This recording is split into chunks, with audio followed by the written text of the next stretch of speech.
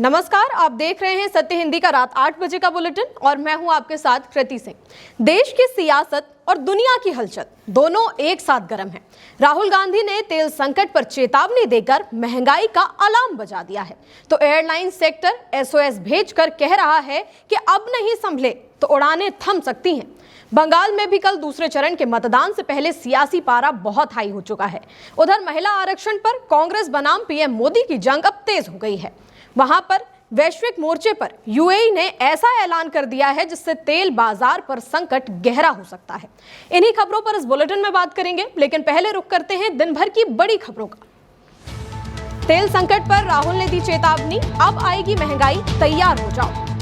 भारत की airline industry संकट में बंद होने का खतरा। टीएमसी का आरोप, बीजेपी सीएम ममता को दे रही जान से मारने की धमकी। महिला आरक्षण पर कांग्रेस का हमला, सरकार से सर्वदलीय बैठक बुलाने की मांग। यूएई ने किया ओपेक छोड़ने का ऐलान, तेल बाजार में मची हलचल। कांग्रेस नेता राहुल गांधी ने तेल संकट को लेकर चेतावनी दे दी है। राहुल ने एक्स पर लिखा कि चुनावी राहत खत्म, महंगाई की गर्मी तैयार। राहुल ने बंगाल चुनाव के दूसरे चरण की तारीख का जिक्र करते हुए लिखा कि 29 अप्रैल के बाद देखिए, पेट्रोल डीजल सब कुछ महंगा हो जाएगा। जब तेल सस्ता था, मोदी सरकार ने अपना मुनाफा रखा, अब महंगा है तो बोझ आप पर डालेगी। सस्ते की लूट मचाती सरकार, जनता को बस महंगाई की मांग। देश की एयरलाइन इंडस्ट्री इस वक्त सबसे बड़े संकट से गुजर रही है और हालात इतने खराब हो चुके हैं कि कंपनियां अब बंद होने की कगार पर पहुंच गई हैं। मीडिया रिपोर्ट्स के मुताबिक फेडरेशन ऑफ इंडियन एयरलाइंस ने सरकार को एसओएस भेजकर साफ कहा है कि अगर तुरंत मदद नहीं मिली तो कई एयरलाइंस अपने ऑपरेशन रोक सकती हैं। इंडस्ट्री का सबसे बड़ा दर्द है महंगा एविएशन टरबाइन फ्यूल यानी कि एटीएफ, जिसकी कीमतों ने एयरलाइंस की कमर तोड़ दी है। पहले जहां ईंधन खर्च को लागत का 30 से 40% होता था, अब बढ़कर 55 से 60% तक पहुंच गया है। एयर इंडिया, इंडिगो और स्पाइस जेट जैसी बड़ी कंपनियां भी दबाव में हैं। एयरलाइंस ने सरकार से मांग की है कि एटीएफ पर लगने वाला 11% एक्साइज ड्यूटी हटाया जाए और राज्यों में वैट कम किया जाए, क्योंकि दिल्ली में 25% और तमिलनाडु में 29% तक टैक्स है। इंडस्ट्री का कहना है कि अगर कीमतें ऐसी ही बढ़ती रहीं तो फ्लाइट्स कैंसिल होंगी, विमान ग्राउंड होंगे और पूरे सेक्टर डूब सकते हैं। टीएमसी ने आरोप लगाया है कि बीजेपी ममता को जान से मारने की धमकी दे रही है। टीएमसी ने एक्स पर लिखा कि बलात्कार की धमकियों और घृणित अपमानजनक कार्टूनों को फैलाने के बाद अब बीजेपी ममता बनर्जी को खुलेआम जान से मारने की धमकी देने पर उतर आई है। ये विवाद एक वायरल वीडियो से शुरू हुआ, जिसमें कथित तौर पर चुनाव आयोग द्वारा नियुक्त पुलिस ऑब्जर्वर अजय पाल शर्मा एक छापेमारी के दौरान टीएमसी उम्मीदवार को सख्त चेतावनी देते हुए नजर आ रहे हैं। बीजेपी प्रवक्ता अजय आलोक ने ये वीडियो शेयर कर लिखा कि डराएगा तो ठोकाएगा दीदी, जिसका अनुवाद है कि दीदी अगर तुम हमें डराने की कोशिश करोगी तो तुम्हें गोली मार दी जाएगी।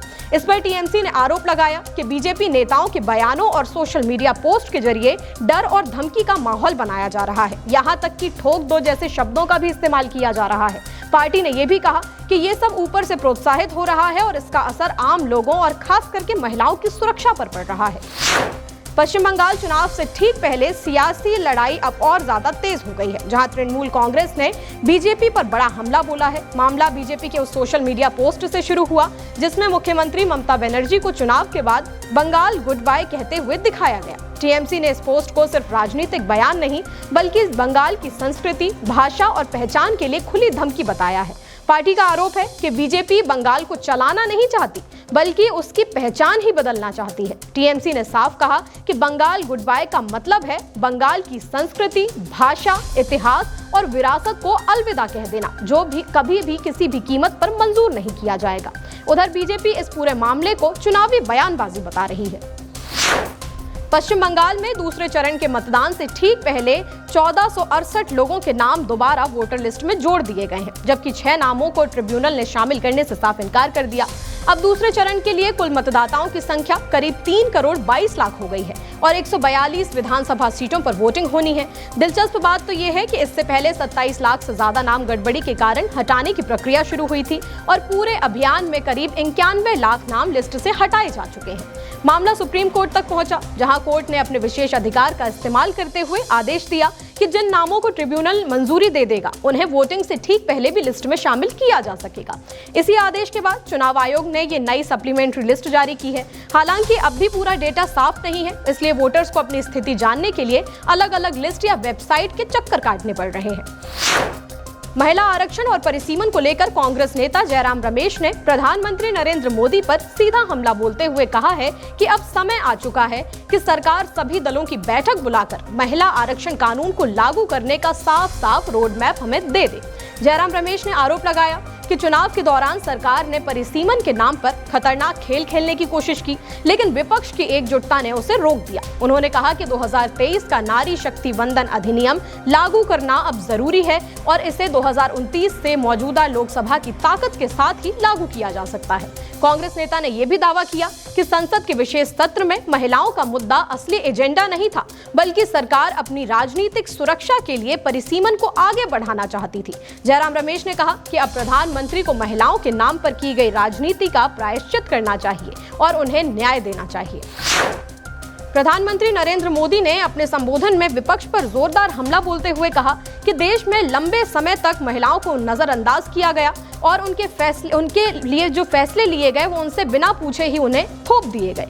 उन्होंने कहा कि ये हालात सिर्फ काशी तक सीमित नहीं थे, बल्कि पूरे देश में बहन बेटियों ने ऐसा ही अनुभव किया। पीएम मोदी ने बताया कि जब वो करीब 25 साल पहले गुजरात के मुख्यमंत्री बने, तभी उन्होंने इस सोच को बदलने का संकल्प लिया और बेटियों की शिक्षा को बढ़ावा देने के लिए कई योजनाएं शुरू की। प्रधानमंत्री ने आगे कहा कि 2014 में देश की माताओं बहनों ने उन्हें सेवा का मौका दिया, जिसके बाद भारत तेजी से विकास की राह पर बढ़ रहा है। उन्होंने विपक्षी दलों पर निशाना साधते हुए कहा कि कुछ परिवारवादी पार्टियां नारी शक्ति से डरती हैं और नहीं चाहती कि महिलाएं संसद और विधानसभा तक पहुंच पाएं।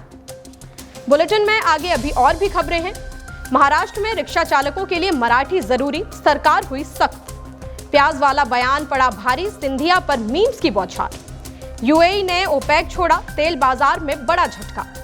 इस्राएली सेना बोली हमें और ज्यादा सैनिकों की जरूरत। महाराष्ट्र में अब ऑटो रिक्शा चालकों के लिए मराठी भाषा जानना लगभग अनिवार्य कर दिया गया है और सरकार ने इसको लेकर सख्त रुख भी अपना लिया है। परिवहन मंत्री प्रताप सरनाइक ने साफ कहा कि 1 मई से पूरे राज्य में वेरिफिकेशन अभियान शुरू होगा, जिसमें ड्राइवरों के लाइसेंस और दस्तावेजों की जांच की जाएगी और जरा सी भी गड़बड़ी मिलने पर तुरंत कार्रवाई होगी। हालांकि सरकार ने राहत देते हुए कहा कि 1 मई से 15 अगस्त तक का समय दिया जा रहा है, जिसमें आरटीओ और अन्य संस्थाओं के जरिए ड्राइवरों को मराठी सिखाई जाएगी। लेकिन चेतावनी भी साफ है कि अगर समय सीमा के बाद नियमों का पालन नहीं हुआ तो सख्त कदम उठाए जाएंगे। इस मुद्दे पर तो विपक्ष भी सरकार के फैसले का समर्थन कर रहा है। शिवसेना यूबीटी के सांसद संजय राउत ने सरकार का समर्थन करते हुए कहा कि जैसे दूसरे राज्यों में स्थानीय भाषा जरूरी होती है, वैसे ही महाराष्ट्र में मराठी जरूरी होना गलत नहीं है। उन्होंने कहा कि ये फैसला ड्राइवरों के ही भले के लिए है और स्थानीय लोगों से बेहतर जुड़ाव के लिए भाषा जानना जरूरी है। ओडिशा के क्योंझर में एक भाई अपनी बहन के कंकाल को लेकर बैंक पहुंच गया। ये हैरान कर देने वाला वीडियो सोशल मीडिया पर खूब वायरल हो रहा है। वीडियो में एक भाई अपनी मृत बहन को कंकाल उनका लेकर बैंक पहुंच गया और वहां अफरा तफरी मच गई। मामला तब शुरू हुआ जब आदिवासी जीतू मुंडा अपनी बहन कालरा मुंडा के खाते से करीब 20,000 रुपए निकालने के लिए बार बार बैंक के चक्कर काट रहा था, लेकिन हर बार उससे खाता धारक को लाने के लिए कहा जाता रहा। जीतू पहले ही बता चुका था कि उसकी बहन की मौत हो चुकी है, फिर भी उसे सही जानकारी या मदद नहीं मिली। परेशान होकर उसने ऐसा कदम उठाया जिसने सभी को चौंका दिया। वो बहन का कंकाल कब्र से निकालकर करीब 3 किलोमीटर पैदल चलकर बैंक पहुंच गया और शव को बरामदे में रख दिया। ये नजारा देखकर लोग सन्न रह गए। पुलिस के मुताबिक जीतू अनपढ़ है और उसे कानूनी प्रक्रिया, नॉमिनी या वारिस जैसी बातों की जानकारी नहीं थी। बाद में प्रशासन ने उसे समझाया कि पैसे निकालने की सही प्रक्रिया क्या है और मदद का भरोसा दिया। इसके बाद पुलिस की मौजूदगी में कंकाल को दोबारा दफना दिया गया। केंद्रीय मंत्री ज्योतिरादित्य सिंधिया के प्याज से गर्मी भगाव वाले बयान का लोग जमकर मजाक उड़ा रहे हैं। पूरा सोशल मीडिया इस वक्त प्याज हो गया है। सिंधिया का कहना है कि मेरी कार में एसी नहीं है, मैं गर्मी से बचने के लिए हमेशा अपनी जेब में एक प्याज रखकर घूमता हूँ। इस बयान पर एक एक्स यूजर ने एआई मीम शेयर किया, जिसमें सिंधिया अपनी कार में बैठे हुए हैं और पूरी कार में सिर्फ प्याज ही प्याज भरा हुआ है। एक यूजर ने तो कैबिनेट मीटिंग की फोटो शेयर की, जिसमें एसी की जगह प्याज लगा हुआ दिखाया गया। एक यूजर ने तो ऐसी तस्वीर बनाकर शेयर की है जिसमें सिर्फ पॉकेट में नहीं, सिंधिया पूरे प्याज से लदे हुए नजर आ रहे हैं। प्याज की माला, प्याज की पगड़ी, सब कुछ प्याज का।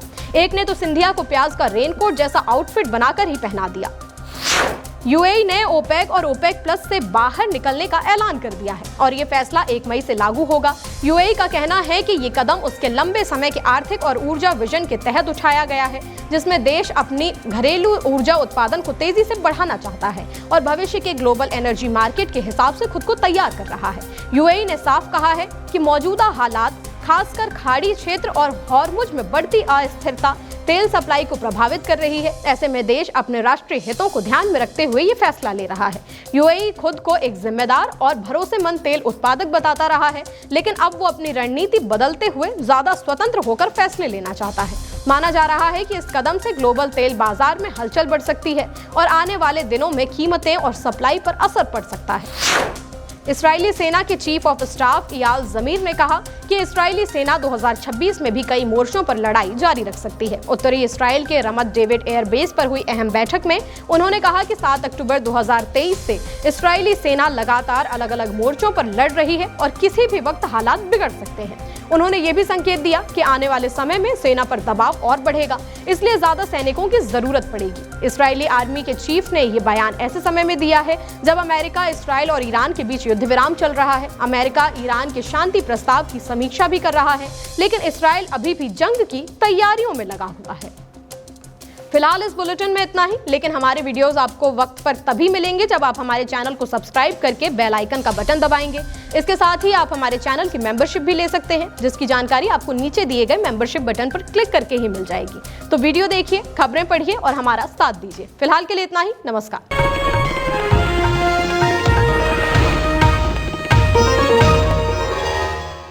Copyright disclaimer under Section 107 of the Copyright Act 1976. Allowance is made for fair use for purposes such as criticism, comment, news reporting, scholarship, and research. Fair use is a use permitted by copyright statute that might otherwise be infringing.